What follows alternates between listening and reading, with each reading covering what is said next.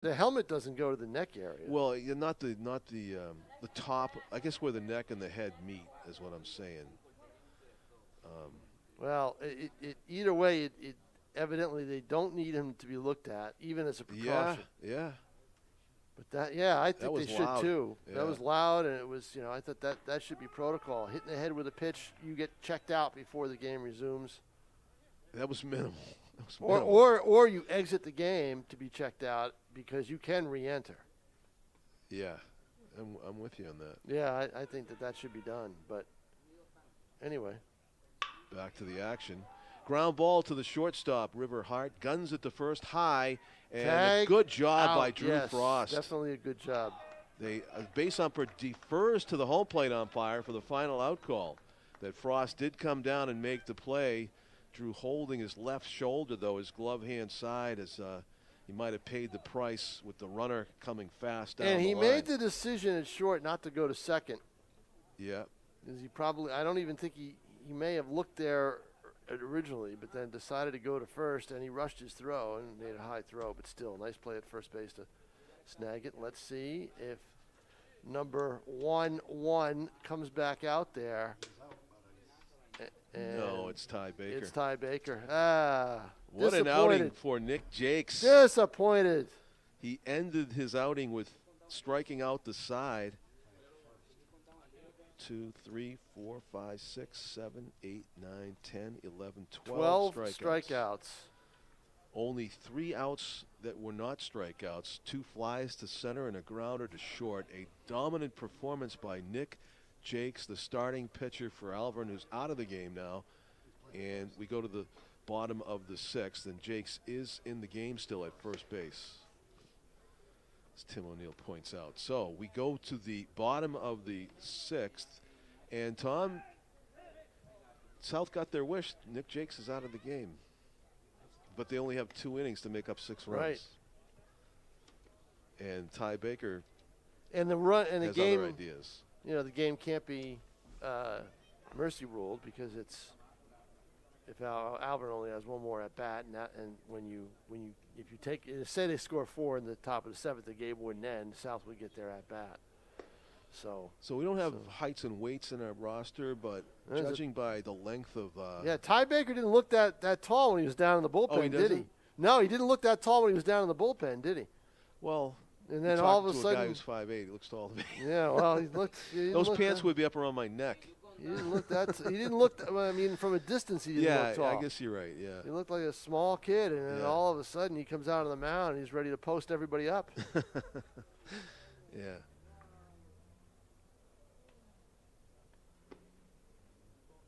Over the top delivery, and he will be facing the top of the order for South. It'll be 1, 2, 3 hitters: Chris Keefe, River Hart, and Dean Adams. Now, see, we saw a complete game to start the season when North played here against Merrimack. Yeah, the Merrimack pitcher? Yes, we saw that complete game. And he was in control the whole way. But not today. That was a 5-1 game. So Chris Keefe has flied out and struck out tonight. First pitch swinging high to center. Shielding his eyes, Jake Dufour drifting just a little bit back to his left, but makes good work of that one, and it's 1 up, 1 pitch, 1 down. That's the way you want it, huh? 1 pitch, 1 down. Yeah. In the top of the 6th inning. Bottom of the 6th inning for South, the home team. Our next telecast will be right back here at Holman Stadium when we watch these same South Panthers take on Bishop Girton. And both teams will be needing a win. Is that, when is it? Monday. Monday, okay, yeah. Monday afternoon. Not sure who's got the home game. Oh, 4 o'clock, right? If it's a 4 o'clock game, it's BG's home game. Nashua Public Schools, North and South start at 4:30 here. Okay. So if it's a 4 p.m. game, that would be BG's home game. On the 26th? Yeah. That would be Monday. I did see that on the schedule. Yep. Ground ball to the shortstop. We went over this last night, John, remember? No. Scoop, and it's got to go as an E6. I guess it was not an easy play but the throw did beat the runner, and the throw was low. Yep, E6. Yep, and Nick Jakes unable to scoop the throw from Jake Belanger. So a board and a base runner. River Hart, who's on at first base, has had a pretty good day. Excellent defensively and had walked and singled prior to that. So he was the only one that didn't get victimized by strikeout pitcher Nick Jakes. He had reached base safely twice against him. Now the two standing next to each other down there at first. 1 out, 1-0 count to the 3-hitter, Dean Adams, who started the game on the mound for South, now playing second base. Trying to frame that one was Evan Beals, and it just missed up. It was a close pitch, but Dean Adams gets the benefit of the call. 2 balls and no strikes to the South 3-hitter in the order. Takes that one, and it's 3-0. And imagine down 6-0. Dean Adams is going to leave the bat on his shoulder no matter where this one is. It's Ty Baker on in relief of Nick Jakes, trying to preserve the shutout. Up high. Yeah, he's missed high 3 straight pitches with that fastball.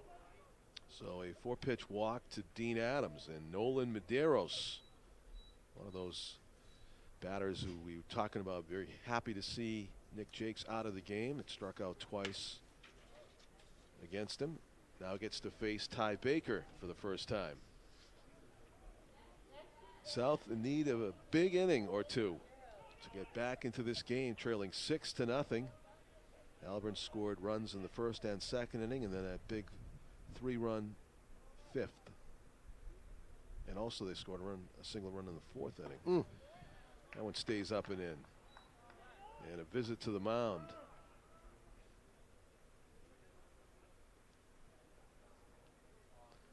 Can't keep Mike Lee away, Tom. He's here for the duration, apparently. Got the jacket on now. He's still standing up. Yeah, the same spot. Usually when he goes to watch a game, when he was coaching, he would sit behind home plate. How many years did he put in? Was it 40? I've got to look at the story I did. Wow. Yeah, it was over. Let's see. It was decades. Actually, his first year as the head coach at Alvern, if I'm not mistaken, was 1983. So, but he was a JV coach. Okay. At Bishop Girton. And before then, he was an umpire. And then he got into coaching. And ground ball toward the shortstop. Could be 2-1. Belanger flips to second. He's going to hold it. And you know what? Up 6-0. Why throw it around? I guess. Yeah, I think it's a smart 2 play. outs. Yeah, 2 outs and runners at the corner and a runner at the corners. Certainly, Medeiros got down the line quickly. It would have been a close play. So, second out of the inning as Nolan Medeiros reaches on a fielder's choice. Adams is retired, and here's the batter, Isaiah Hedquist. Also had struck out twice. Looks at a ball low. Monday's game is a 4:30 start, Pete 4:30? says. Yes, 4:30. Then it is a South home game. Yeah, so it is a South home game. See, I'm listening to you too much, John. You never have this stuff right. Later in the week, it's a 4 o'clock Yeah. game, so that's the Wednesday game. Yes, they play a home and home. So you don't remember us talking last night? No. Oh, boy. Tim, you remember, don't you? Of course he does. Right. No, I do remember the whole slate of games, but I do remember. I didn't remember baseball in the middle of it. Yeah. Oh, boy. Monday and Tuesday we were talking about. Right, Yeah. right. You didn't know that Monday was baseball? Are we doing lacrosse and baseball? Okay. We'll have a quiz later on. Over the mound. Let's see what happens here. Got to go to one first. play Yep, in time. Got it. Yep. No runs, no hits. There was 1 error, a walk, and 2 men left. So yeah. So on Tuesday, I believe, is a lacrosse boy-girl South BG doubleheader. Okay. and then that's it for the week. So we got the one game Monday. It's a baseball game. And that may be it for the week. I don't know. I guess All we're right, toying and then with the idea. doubleheader on Tuesday. Toying with Friday, but we're not sure yet. Yeah. Tim won't be around, though. Tim's going to go. What island are you going to, Tim? Mauritius. Maine, no, yeah. Nah, you got to go somewhere warmer than that. Come on. You got. Yeah, vacation in Maine in Rhode July and Island? August. Don't Where do you it want me to now. go? Don't go north. Not yet. It's not time yet to go north. Got to go south.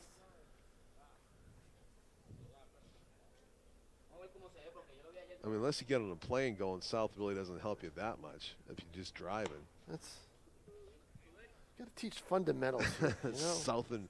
Southern New You England. got to teach. You got to teach fundamentals. Yeah. Well, The you know, I wind, wouldn't you even know? go to the Cape. I'd go south. You know. Well, you don't have time, Tim. You got plenty of time. Oh. Yeah, that's true too. Prices will be a little higher. Then I would go to the Cape. Middle of the week's supposed to be you know, I thought it was going to be in the 80s, but now they downplayed the temperature back down to the 70s.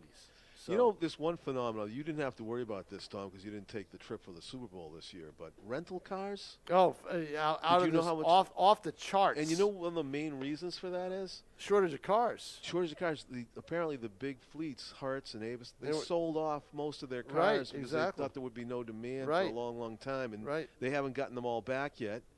And so all the competing rental agencies, they're running out of cars. And Everybody's running out of cars, Yeah. so it's high demand. I mean, you're talking $99 a day for cars. and some were as high as $300 a day. That wipes out your trip budget completely. You know? Oh It's yeah. like Well, you're paying when more for a car. I'd go to a Super Bowl, I never rent a car Yeah. So Tim's got to drive himself wherever he's because going. they shuttle us they would shuttle us where we had to go. Yeah. So my only need for transportation normally would be, you know, if I wanted a cab somewhere in the city or I was in or the locale, but my need for transportation would only be to the airport and back. Right. You know, Yeah, so you could take a so car you service take for that. you take the shuttle. airport shuttles for that, and then you know, and the NFL shuttles you to the press conferences, and also transportation provided from the hotel to the media center. So an 0-2 count now, and Alex Blaze leading off for Alvern in the top of the seventh inning. So just to go over the schedule for John's benefit, we'll be here at Holman Stadium at 4:30 Let me write on this Monday. down. Okay. On Monday, and then 4:30. for South Girton baseball, and then on Tuesday, after this pitch, we'll tell you, and Look that out. pitch is yep. Isaiah Hedquist. He Let that one knew slip it. out of his hand a little bit. Yeah, he knew it. And on Tuesday, we will have two games. 3 p.m. will be the South BG girls lacrosse game. And a pair of unbeatens, by the way. South is unbeaten. They South's looking blew- good. yeah, That should be a good match. Yeah, they blew Keene away. Well, the levels are going to be different. South hasn't really played top Oh, level. bulletin board material now. So Tom. I know it. The levels are different. Oh. But you never saw South do this to teams that are way below their level. You know, and they're just blowing them away. Right. So it should be interesting. And then Ground ball, foul. at 7 o'clock will be the South BG boys game.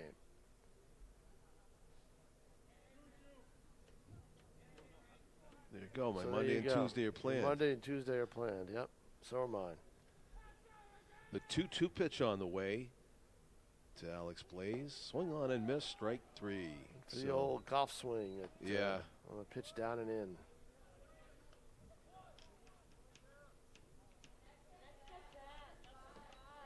You don't see too many right-handed batters make contact on a pitch like that, on the golf swing especially, but I did see a Dodgers player hit a home run last night doing that. So that wasn't Blaze. Oh, that wasn't? That was he? the eighth hitter. Okay, so how many outs are in this inning? One. Was he? Oh, Thibault led off? One out. Okay. Yep. Thibault lit off. That was one behind. Well, you're all confused anyway from the schedule. The schedule just threw you right off. Charlie Laporte, a bit confused look for the umpire right there. Thought that was off the plate inside. He's had a pretty good day with a single and a walk and a run scored in the 9 spot in the order. That's high. Jake Dufour is going to bat for the 5th time in a 7-inning game on deck for the Broncos. You know things are good when you get that many at-bats in a 7-inning contest. There's a bender over the plate, and that's just no argument from Charlie Laporte. That was the best break on a curve I've seen all day, and there's some really good pitchers out there. Yeah, Hedquist is throwing the ball well. He spun that one really nice. He's getting into a rhythm. You know, he Yeah. came in cold, and he's getting into a little bit of a rhythm. Yeah, 2 strikeouts to start the inning. Now Jake Dufour, perfect on the day. Walk, triple, single, walk. Strike called down the middle. Nice pitch.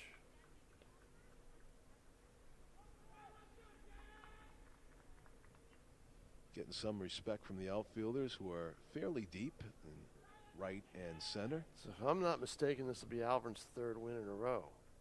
If they hold on, South does not do any damage in the bottom of the Yep. 7th. Started the year out, I believe they went 0-2, and then Alvern with that prominent A on the front of their jerseys. Remind me of the A, of course, completely different color scheme, but the Oakland A's, they've reeled off, I think, a dozen wins in a row in the majors. yes, they have. Every year you count out the A's. You and then do. all of a sudden Yeah. they're just there. Yeah. You know, Same thing with Seattle, and they're doing well this year. I well, understand. Seattle had no. You always count out Seattle. They have they're the I'll tell you Fisted in a foul. second. They're the longest playoff drought Oh, right. right now. Of any major sport? Yes, of any major league team, of any baseball team. Okay. They probably are rival for the worst drought for any sport, too, right? Don't know. Above the zone, Dufour takes that calmly. It's 2 balls, 2 strikes, and 2 outs to number 2, Jake Dufour, the center fielder and leadoff batter for Alvern, looking for a perfect day. He's been on base all 4 times. Hits hard to right center. It's going to be a tough play. That's going to Go to get the down wall. for extra bases. At the wall. And it's going to be Deja triple all over Yep, again as 2 Dufour triples for Dufour. turns into 3rd standing. Boy, he is a catalyst as a leadoff hitter, isn't he? Wow. He is something else. Have a day, Tom. Yes, exactly. Him and Jakes. Good grief. 2 triples and a single and 2 walks. Dufour on at 3rd base And with an 2 outs. and an RBI. Yep. Throw in the RBI. RBI and a run scored.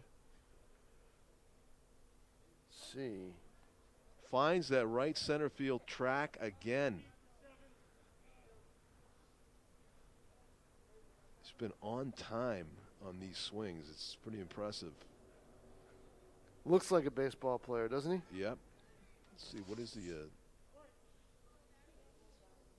we don't know what year he is. No, we don't have it listed.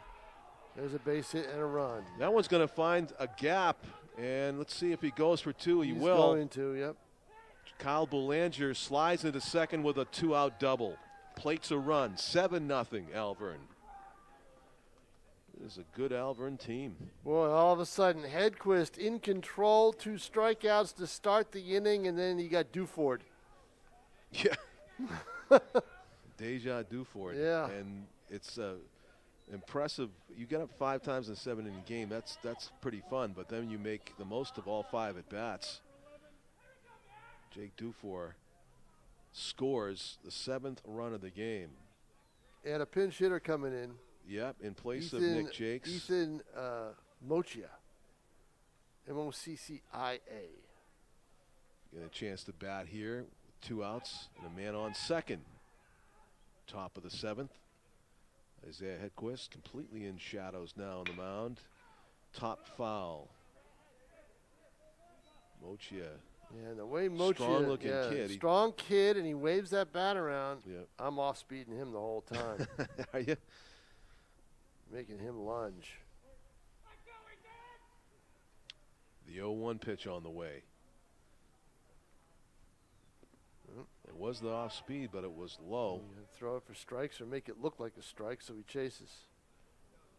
7-0 Alvern with the lead here in the top of the 7th inning.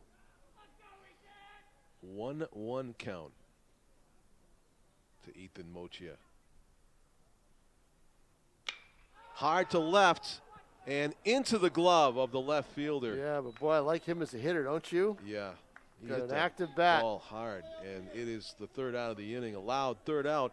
But Alvern does get another 2-out run, a triple and a double from the top of the order. Jake Dufour and Kyle Boulanger, and they have a commanding 7-0 lead entering the bottom of the 7th inning.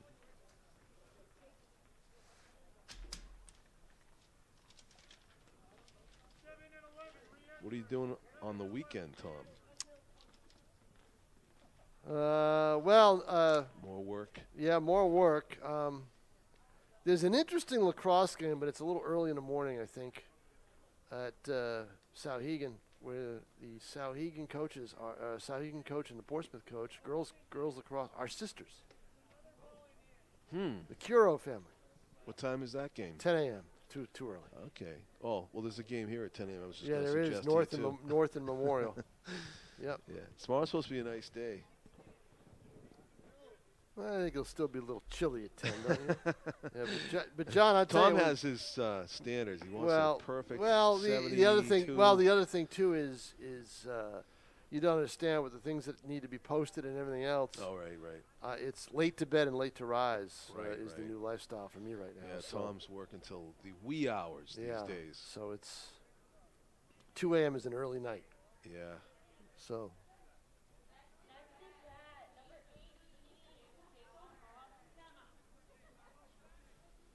Jake O'Connor But we'll try. with leadoff duty for the Panthers But here in the bottom of the 7th. One thing I use this to kind of advertise is next week we will have the finally, never too late, for the Telegraph Winter All-Stars will be announced. So for all the sports.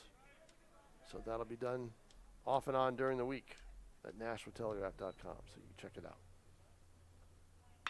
High to center. Very shallow, long run. Dufour's going to come in and get it, though. Dufour has mastered the sun. Yeah. He's done a real good job. I believe he's got shades on, doesn't he, out there? I see some glistening. Tim says he does. Yeah, I see some glistening when he goes in for the ball. So that's his 4th putout in center. They have not hit the ball in the air to left or right, the Panthers. Panthers have 2 hits. Yep. Dean Adams in the first. Yep, that was And the hardest hit ball of the game, I think, for the Panthers. Yeah, and River Hart in the second. Off the end of the bat. Impressive pitching performance for the Broncos and offensively.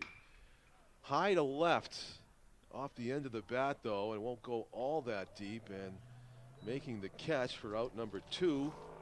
I was just talking about no outs to the left fielder, right fielder, but Charlie Laporte did get some action finally here in the 7th. 2 outs down to their last out now. South. And Caleb, nicely, number 14, Yenzi Morel.